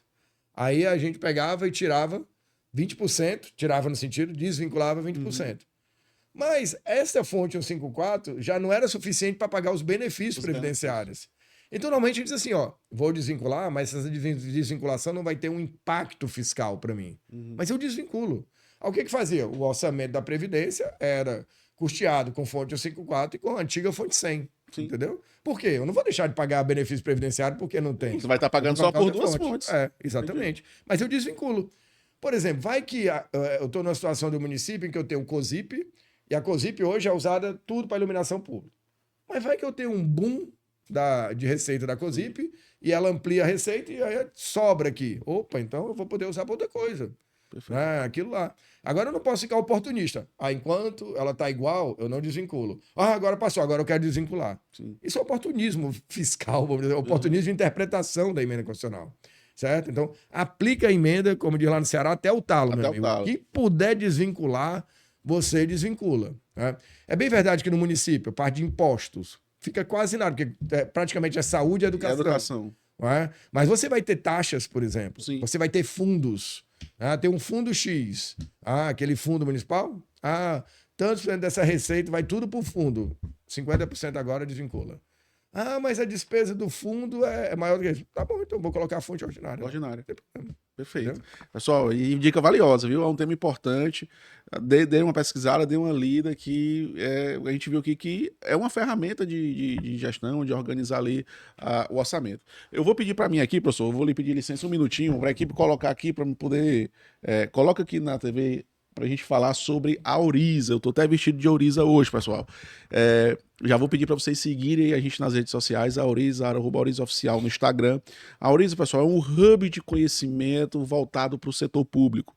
Nós acreditamos efetivamente que a evolução do setor público, professor Feijó, além de tecnologia, que é muito importante, nós potencializamos a administração pública municipal com muita tecnologia através da DTR Software. Nós acreditamos que um outro caminho de potencialização é através do conhecimento. Tudo que nós estamos discutindo aqui, eu tive o prazer hoje de conversar aqui com o professor Feijó, aprendi aqui um bocado de coisa, né, um pouco da experiência dele, e isso vai me ajudar o quê? Na minha prática diária, do dia a dia ali, com o nosso trabalho profissional técnico. Então, um dos caminhos para a gente melhorar a administração pública é o conhecimento, e a gente ter servidores públicos cada vez mais capacitados, entendendo da sua rotina diária, entendendo do que ele labuta ali diariamente nos mais diversos setores da administração pública, com conhecimento. Então, a Auriza, ela vem com esse objetivo de potencializar a gestão pública através de conhecimento e de levar ao servidor público a capacidade de se capacitar, de maneira rápida, prática e acessível, professor. Sem muita coisa gigantesca, sem depender propriamente dos órgãos, né? Que eu preciso fazer um curso, não. A Auriza acredita que você movimenta você. Então, você, servidor público, que quer se capacitar, que quer ter um conhecimento mais aprofundado nas mais diversas áreas, você vai encontrar aqui na Auriza esse hub de conhecimento prático que vai lhe fazer você subir o patamar da sua carreira. O servidor público não pode estar dependendo de ninguém, ele precisa do conhecimento. Então, lá na Auriza, você vai encontrar isso. Seja na área da contabilidade, seja na área do departamento pessoal, do setor de compras, de licitações, de contratação, de controle interno, na área da educação, na área da saúde, todas as áreas da administração pública, nós vamos ter soluções de conhecimento para que você possa se capacitar. Porque aqui na Auriza nós acreditamos que você movimenta você. Então, a gente se movimenta, professor. Uma das formas não é só com carrinho, não. Ou com ônibus, ou com metrô. É com conhecimento. Conhecimento liberta. Né? O conhecimento é libertador e, consequentemente, ele vai potencializar a gestão pública do nosso país, porque se o país se desenvolve, ele parte desse desenvolvimento cabe aos servidores públicos que, com conhecimento, movimenta essa administração. Conhecimento é tudo, né? Conhecimento é tudo. Mas me permite só concatenar tudo que a gente falou aí da desvinculação num exemplo de uma discussão que fiz com o município de São Paulo. Vejam, ele tinha assim, um pouco até já falei aqui, mas vou juntar as três vertentes. Ele tinha COSIP, e aí a despesa da COSIP, só Sim. que vamos dizer assim, tinha uma pequena sobra de COSIP, entre aspas, o que eu vou falar aqui. Aí ele estava dizendo assim, vamos usar para colocar as câmeras. Então o orçamento que ele fala, e ele tinha royalties também, né? Uhum. Veja, royalties posso usar o ideal, royalties, eu posso usar para custeio, mas não é bom usar royalties para custeio, por uma questão de equilíbrio intertemporal. A ideia do royalties é usar para investimento. Ele tem que ser finito, né? Ele é finito, volátil, Sim. né? Então não é bom que eu financie o dia a dia com royalties. Uhum. E essa prefeitura estava, assim, consciente dessa utilização. Então, mas vejam só, ele não tinha nenhum incentivo a pegar o dinheiro do royalties, usar para a Câmara, se a COSIP pode ser usada. Porque a COSIP tem um nível de vinculação mais restrito, concorda? Só pode ser para isso. O royalties ele pode usar para mais coisas, mas não pode para pessoal, mas pode ser mais coisas. Então, nessa situação, ele usar a COSIP, né, era o mais adequado, tá? Quando entra a desvinculação, aí agora eu pego assim, 50% da COSIP. Pô. Aí, quando eu olhar 50% da COSIP, não vai dar para pagar nem as despesas normais de iluminação, quanto mais instalar as câmeras, certo? Mas eu gerei 50% agora de fonte desvinculada. Aí, mas o prefeito, não, eu quero as câmeras. Aí o que eu faço? Em vez de pegar o desvinculado e colocar aqui agora eu pego o royalties. Porque agora, nesse cenário, os 50% estão desvinculados estão mais livres do que o royalties. Aí eu pego o royalties e coloco para financiar as câmeras, entendeu? E aí eu vou ficar com mais dinheiro livre ali sobrando. Perfeito. Então, vê que essa jogada de alocativa, e aí vou melhorar minha CAPAG. Porque vai ficar sobrando Sim. mais recursos ordinários, entendeu? Perfeito. Então, essa jogada alocativa feita com inteligência, você pode melhorar seus indicadores fiscais, entendeu? Perfeito, perfeito. Professor, em relação a um tema também que já foi normatizado pelo governo federal, através do decreto do CIAFIC, como foi essa questão do CIAFIC aí? Quais são os elementos que o CIAFIC trouxe, que é um tema também muito voga, que a gente foi fazer as implantações nos municípios. Olha, agora nós temos que implantar um processo, existe um conjunto... CIAFIC único, né? CIAFIC único, existe um conjunto de características que o CIAFIC tem que ter, né? Tem que ter rotina e tal. E o pessoal, meu Deus do céu, o pessoal imaginava, é uma obrigação nova que nós temos que ter, não, aqui é uma sistemática e tal.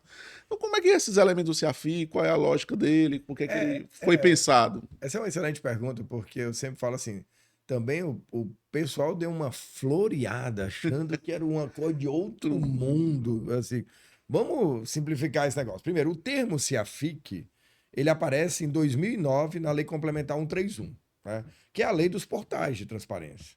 Então, aquela lei dos portais de transparência, ela vai lá e exige que você publique nos portais, tal, mas ela vai ter um inciso 3º no artigo 48, dizendo, olha, o governo federal, e é ali onde ela traz o termo CIAFIC, né? Em outras palavras, ela vai dizer, o governo federal vai definir os padrões mínimos dos sistemas integrados de administração financeira e controle de cada ente, né?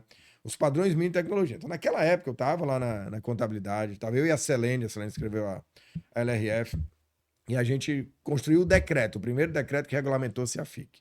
No decreto, ele já dizia que era único, só que um decreto que não pegou. Teve um lobby grande de empresas de tecnologia para dizer, não, aquele sistema que ele fala não é informatizado, é um sistema organizacional e Sim.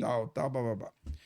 Beleza. Ao tempo passa, não foi tão efetiva essa questão do decreto, mas ficou o termo CIAFIC, né? A gente conseguiu disseminar, conseguiu melhorar algumas coisas, porque qual é a ideia do legislador? A ideia do legislador é assim, ó, não adianta só dar transparência. O software que gera a informação tem que ter garantias mínimas de qualidade para garantir que aquela informação que vai lá para cima, ela vai para o site, ela seja minimamente confiável. Você tinha situações antes do PCASP me contavam de empresas de software, entre aspas, ou empresas de contabilidade, que muito, entre aspas, tinham software, na verdade era planilha Excel. Era planilha Excel. Certo? Não era um software mesmo de fazer contabilidade com todas os problemas que seria você fazer uma contabilidade em Excel, né? De não ter garantias de registro, imutabilidade dos documentos, fechamento de exercício, essas coisas todas. Bom, então quando vem todo esse cenário, depois em 2016, o Tesouro pega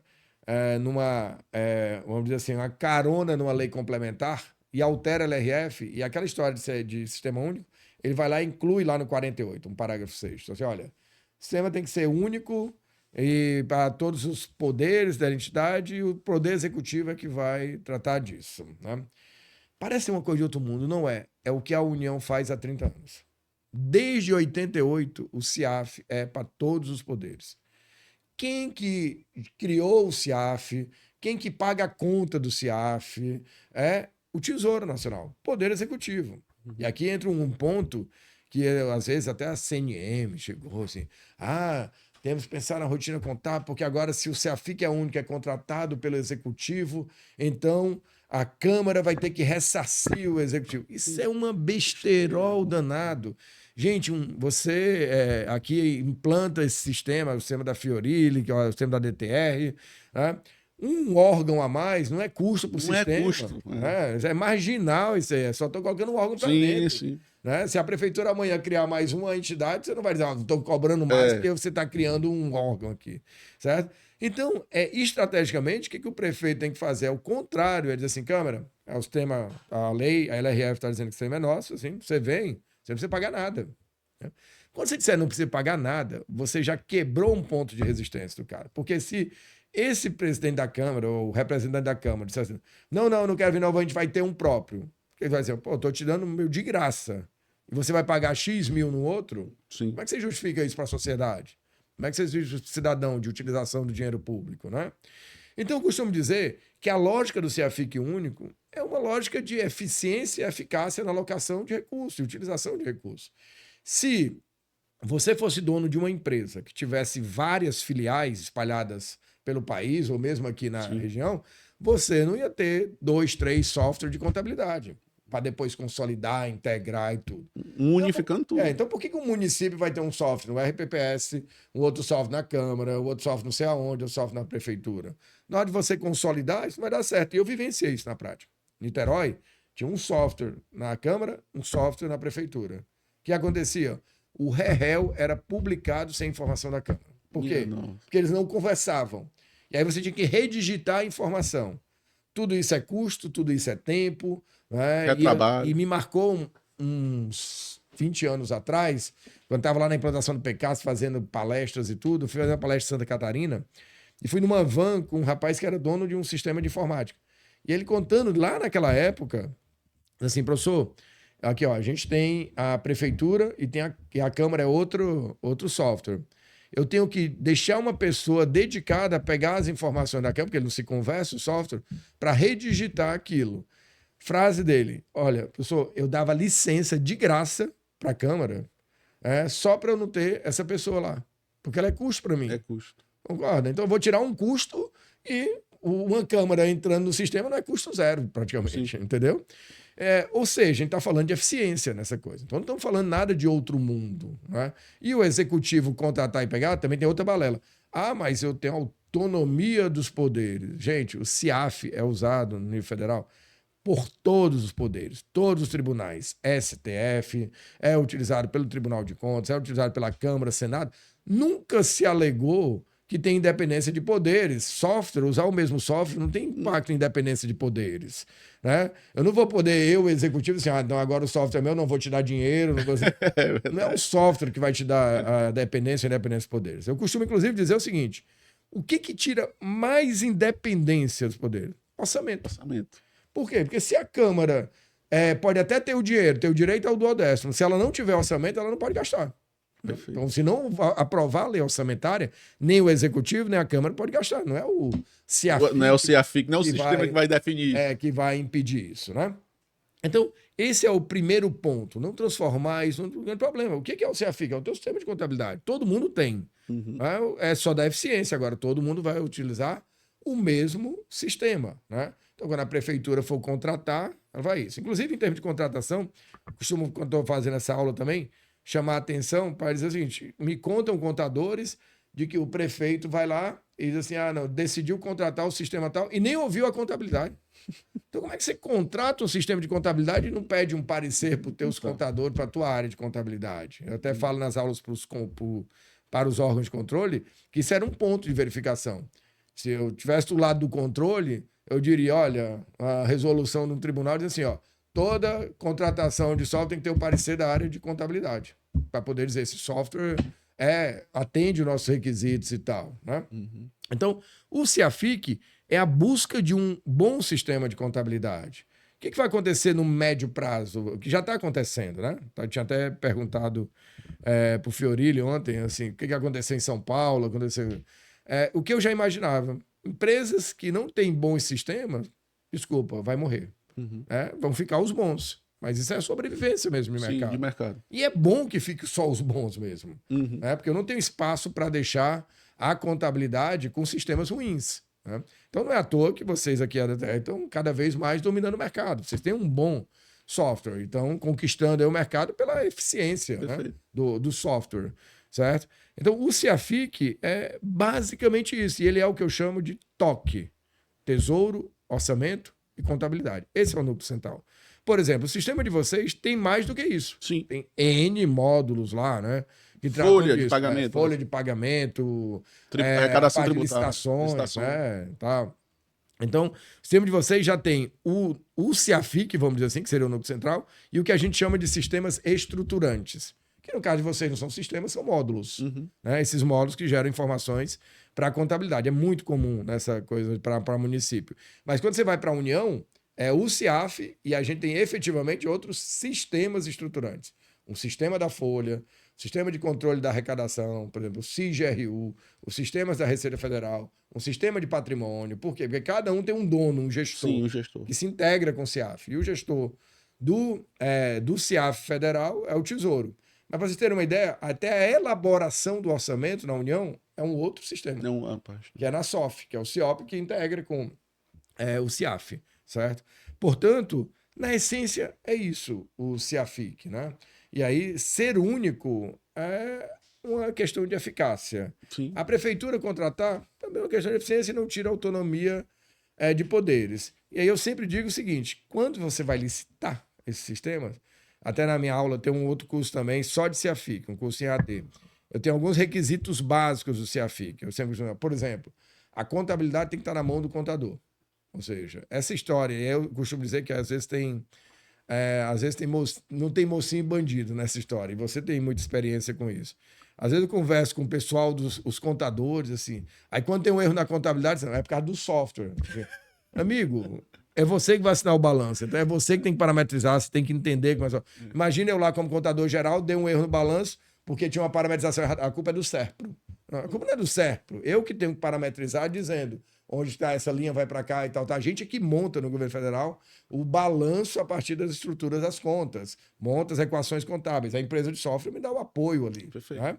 Então, sei que a realidade do município pode ser diferente, vocês têm um grupo de suporte muito bom que pode ajudar o município, Sim. Mas isso não elimina o contador de verificar o que você está fazendo. Exatamente. Porque no final não é você que vai assinar, é o o contador que vai assinar. Isso. Então ele tem que validar aquela tua parametrização, entendeu? Para para aquilo. Então, às vezes, é comum o contador... E até para que ele adquira o conhecimento prático disso. O melhor dos mundos para você é que você não precise parametrizar. Né? É que ele entre no sistema e ele faça e a responsabilidade é dele.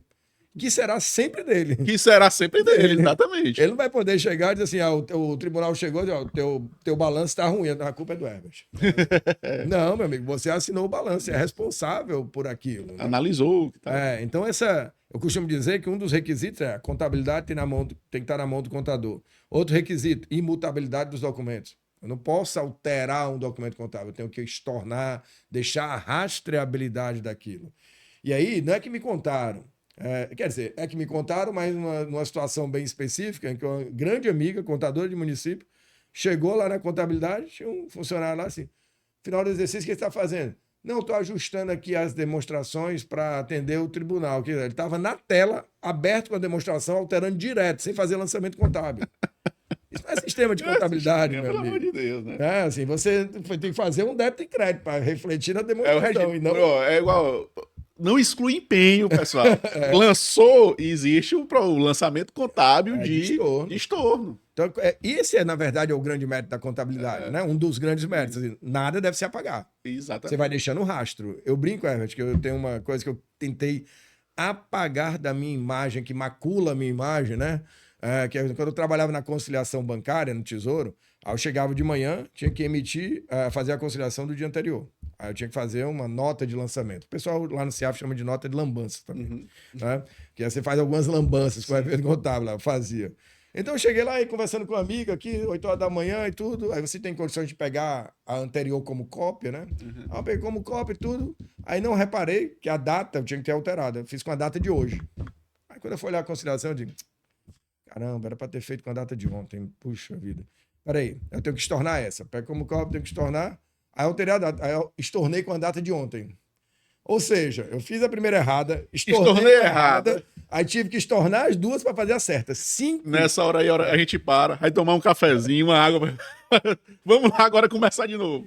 Eu dei 5 NLs, aí eu brinco lá, e tá lá o meu CPF. Eu disse, chegar uma auditoria assim, uma jaula para esse rapaz. Fez 5 NLs para poder acertar a conta única aqui nesse dia. Mas imutabilidade dos documentos. Isso, perfeito. Eu não consigo tirar aquele documento. Exatamente. Não vou chegar pro CEP e dizer, ei, exclui esses documentos aí, porque esses 4 aqui, um paga com o outro. Não, ficou a rastreabilidade. Rastreabilidade, integridade das informações, segurança da plataforma. Aqui, pessoal, eu converso isso com... Não tem, o registro está feito, existe o lançamento contábil de correção. Isso. É isso. Aliás, é o que eu sempre digo, pessoal. Assim, não tem negócio de excluir dado. No caso de contador, assim, o pessoal assim, tô trabalhando sob pressão. Gente, fez um lançamento errado, né? Porque às vezes o cara chegou, tá em estágio probatório, aí ele tá lá, vai confirmar o primeiro documento dele de contabilização, ele fica... Aí aparece o sistema, confirma sim ou não, cara. E aí, confirma ou não confirma?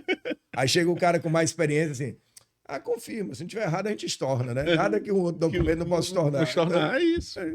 Faz parte. Interessante. Eu sou tão...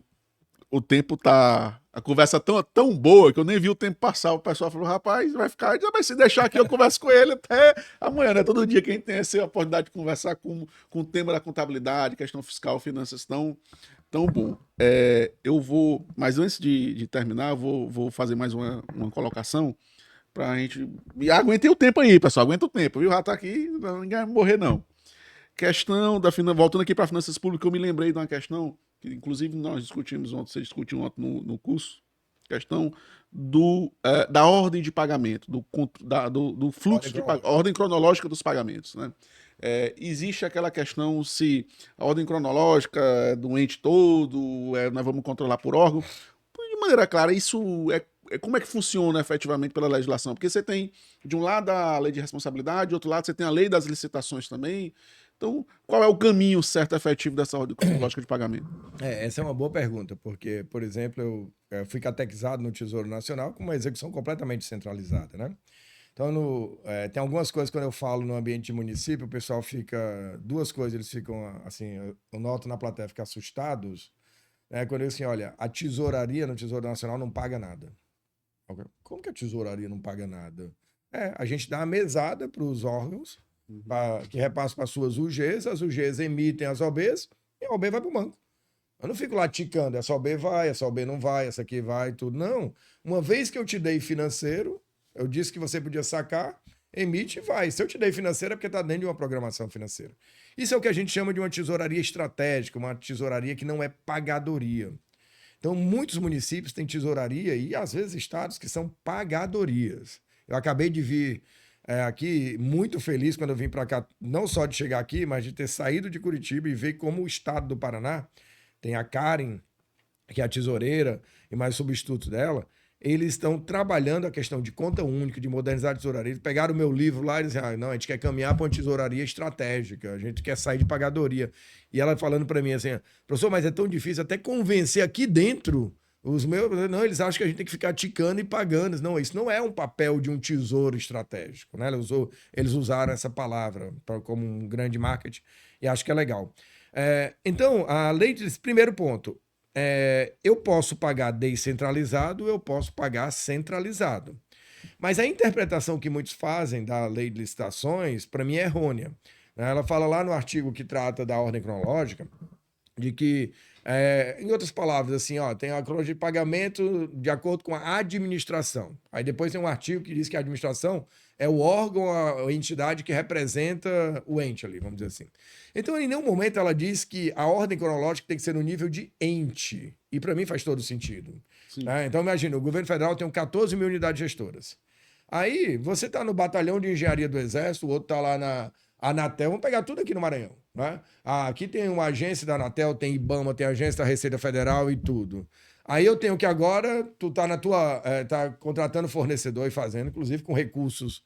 Às vezes você é mais ágil, a tua programação financeira chegou primeiro que o outro. O fato é, você que contratou, você controla esse processo do início ao fim no governo federal. Então eu não fico lá no Tesouro Nacional fazendo uma fila de quem que vai primeiro. Não, se eu já te deu o limite de saque de dinheiro, você emitir a ordem bancária, ela já vai. No mesmo dia ela já vai para pagamento. Ah, mas está o fornecedor Feijó e está o outro fornecedor. Quem eu pago primeiro? Aplique a lei, meu amigo. Olha qual é a fonte, olha quem que entregou, quem que liquidou primeiro. Às vezes não é nem a questão da nota fiscal, esse é outro ponto. Uhum. Quem entregou primeiro a nota fiscal? Não. Porque eu posso ter entregue a nota fiscal numa data e você entregou numa data posterior. Mas você já entregou toda a documentação que fica pronto para pagar. Eu não. Tá faltando a certidão do A, a certidão do B e tudo. Ah, por que minha nota fiscal foi primeiro? Eu vou te travar? Não. Aí você aplica 4.320, né? Você vai dizer, olha, só vou pagar a despesa regularmente liquidada. Então é como se, para entrar na fila, eu não entro na fila pela nota fiscal, eu entro na fila para dizer assim, ó, está liquidada a despesa. Liquidado. Agora entrou você na fila. A minha nota fiscal pode ter sido anterior, mas tá faltando documentação para liquidar. E aí vai ter as filas dentro daquelas categorias da lei, né? Fornecedores, consultoria, acho que é isso, e por fonte de recursos. Né? A fonte impacta, né? Impacta. E aí isso eu faço a fila em cada UG, em cada unidade gestora. Mas aí alguém do município vai dizer assim, não, aqui a gente decidiu fazer pagamento centralizado de tudo e tal. Tá bom, uma decisão administrativa sua. Mas não é o que eu interpreto que a lei está dizendo. E não é isso que ocorre, por exemplo, no governo federal. O governo federal, a fila é por UG, por unidade gestora. Perfeito. Professor, o pessoal está aqui pressionando. Eu queria agradecer a sua disponibilidade, uma conversa espetacular para a gente clarear alguns conceitos importantes relacionados à questão de finanças, contabilidade, questão fiscal. Muito obrigado. Fique à vontade se eu quiser passar em suas redes sociais, enfim, onde é que a gente encontra. Pessoal, os livros do professor Feijó foram os livros, vou aqui lhe falar, lhe compartilhar, foram os livros que me ajudaram muito a entender todos que a gente está discutindo. Eu tenho todos lá empilhados lá na nossa biblioteca da empresa. Sempre que a gente vai na Fiorilli, eu pego um do seu Fiorilli. Fiorilli, me dê um desse aqui, Já tem o pacote completo dos livros do professor Feijó. Entendendo o PCASP me ajudou demais. A questão das finanças públicas, também didaticamente a gente consegue entender esses conceitos. Então, onde o pessoal quiser encontrar esses livros, onde é que encontra, pode ficar à vontade. Os livros, tanto os livros quanto os cursos também. Né, eles estão no site gestãopublica.com.br. Você tem duas grandes coleções, vamos dizer assim. Você acabou sendo uma coleção que a gente chama Entendendo o CASP, Entendendo Contabilidade Aplicada ao Setor Público, que tem 5 livros, entendendo as mudanças, entendendo o PCASP, que você falou, Aí a gente separou contabilidade orçamentária de contabilidade patrimonial. Então, entendendo a contabilidade orçamentária, entendendo a contabilidade patrimonial e entendendo as demonstrações contábeis. E esses livros eles têm uma conexão, principalmente aqui a partir do Entendendo a Contabilidade Orçamentária. Então, a gente construiu Entendendo a Contabilidade Orçamentária, é um livro também prático, em Sim. que a gente junta AFO com contabilidade. Não, como é que contabiliza o empenho? Como é que contabiliza a liquidação? Como é que contabiliza o pagamento? Como é que contabiliza quando tem contrato, não tem Espetacular. contrato? Eu tenho esse aí todo ticado, eu vou lhe mandar uma foto. Tá todo riscado lá de amarelinho. E aí a gente criou lá o município de Orçamento Holândia, né? Que aí a Sim. gente vai mostrando os balancetes no final e tudo, vai fazendo os lançamentos.